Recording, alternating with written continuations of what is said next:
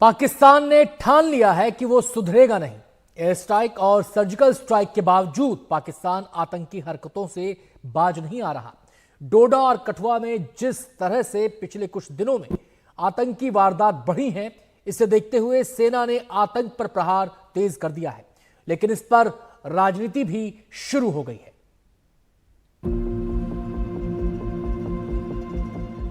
जब उरी में सेना के कैंप पर हुआ हमला तो भारत ने की पाकिस्तान पर सर्जिकल स्ट्राइक, और जब 2019 में पुलवामा में सीआरपीएफ के 40 जवान आतंकी हमले में शहीद हो गए, तब मोदी सरकार ने की थी पाकिस्तान पर एयर स्ट्राइक।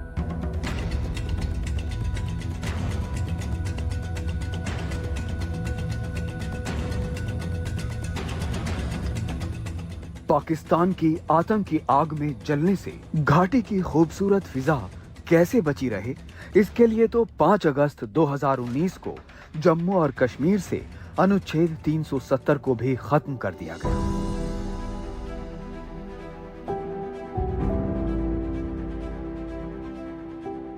अनुच्छेद 370 के सभी खंड लागू नहीं होंगे सिवाय खंड 1 के नामक।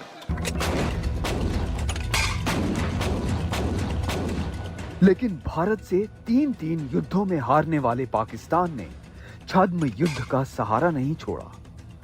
उसका ही नतीजा है कि अब जम्मू के पहाड़ी और जंगली इलाकों में आतंकी हमले लगातार हो रहे हैं।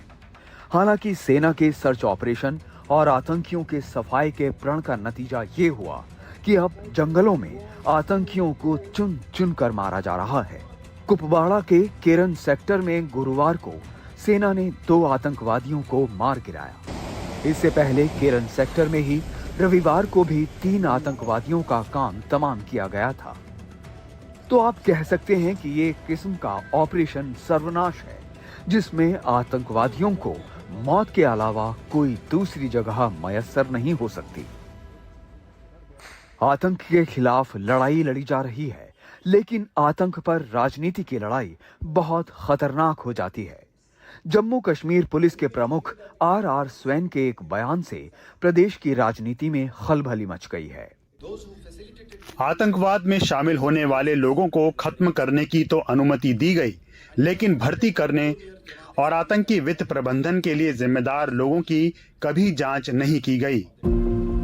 डीजीपी ने आतंकवाद के लिए जमात नेटवर्क को जिम्मेदार ठहराया। उनके इस भाषण पर जम्मू कश्मीर की राजनीति में उबाल आ गया। जो इस वक्त हो रहा है, पिछले 32 मंथ्स में almost 50 soldiers have lost their lives. Nobody is being held accountable. और जो इस वक्त के डीजी हैं, he is more busy with fixing things politically. लगातार हमलों का एक सिलसिला जम्मू में शुरू हो चुका है, और शायद ही कोई इलाका जम्मू का जो है अब मिलिटेंसी से आज़ाद है।